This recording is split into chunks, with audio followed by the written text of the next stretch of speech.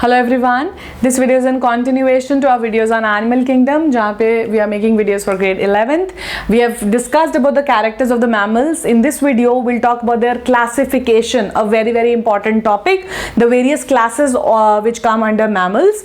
We'll talk about their specific characters which are present pertaining to these classes only. So please watch the video till the end. In the end you will get all the important pointers related to all the three classes in a tabular form which you can use for your notes. Starting up with Prototheria. First of all, mammals are classified into Prototheria, Metatheria and Eutheria on the basis of type of young ones they produce. Fine. So we'll start with the first one, Prototheria. In Prototheria, or in previous video also I told you that there are a few which lay eggs. So Prototheria are the egg laying mammals. Fine. So these are the mammals which lay egg. Metatheria are pouched mammals. We have one example here, kangaroo, which has a pouch, marsupial pouch present for taking care of the baby. Eutheria, they give rise to fully developed baby is born. Fine. So these are the three classes of mammals. Starting up with the first one, that is Prototheria, egg-laying mammals. Now this Prototheria or egg-laying mammals, they are also known as connecting link between reptiles and mammals, because it possesses the traits of both the reptiles as well as mammals. So we'll talk about the features which are reptilian and mammalian characters of these Prototherians. Talking about the first reptile-like feature of Prototherian is that it lays eggs. It lays eggs, as the reptiles they lay eggs. Next is that it does not have the absence of a pinna. Pinna is the external ear which is present in mammals, which is absent in case of Prototherians. That is, they lack this pinna. This is a reptile-like feature wherein they do not have pinna. Plus presence of cloaca. Cloaca, it's a common opening, common reproductive excretory opening. So this cloaca, which is a reptilian feature, is present here in case of these Prototherians. So these are the three features which belong to reptiles in case of Prototherians. Now the mammal-like features in Prototheria are presence of hair on the body.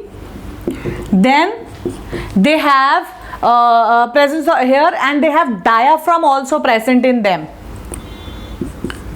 Presence of diaphragm, which is present in the respiratory part of this thing. Diaphragm is the thin sheath-like covering which separates chest cavity from the abdominal cavity. Diaphragm, which is present here. It, as if you remember in the previous video, I told you that this is a significant feature of the mammals. Next, they have mammary glands.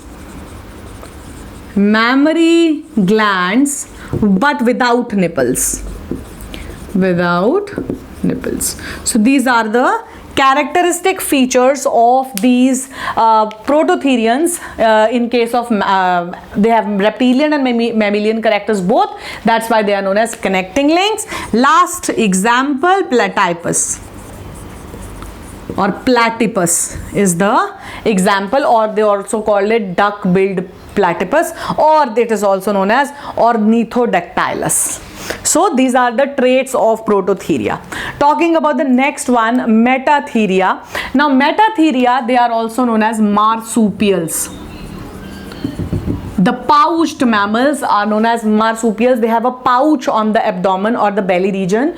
A premature baby is produced, which is put inside the pouch, and all the development takes place in the pouch itself. Placenta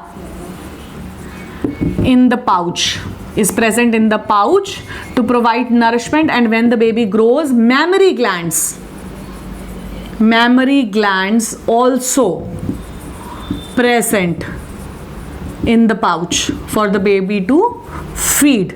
Fine. So these are certain traits of the marsupials wherein everything is present in the pouch. They have a single opening, which is the digestive, respiratory and digestive plus urinogenital.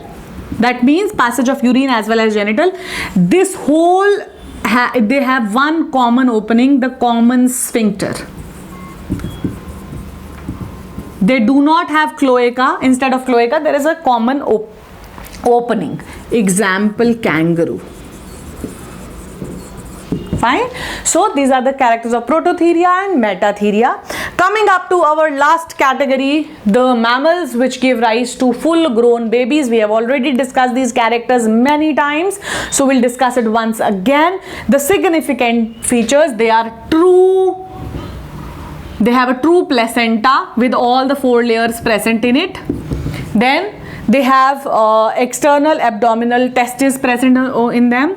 External abdominal testes are present in them, and all the basic characters which we have already discussed.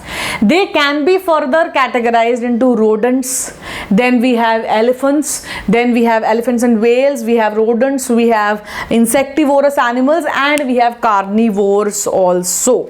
So I'll just write here, there are rodents under these, then elephants and whales, then they have carnivores, they have insectivores, and which can be studied and also ungulates. Ungulates are the ones which are hoofed animals like cows and buffaloes, etc. Horses, they are called as ungulates. So these are the characters of Eutheria, Metatheria and Prototheria. In our next video, we'll take examples of mammals, and then we'll be done with our animal kingdom, and we'll start our next chapter, that is biomolecules. So keep watching, liking, sharing, subscribing. Thank you.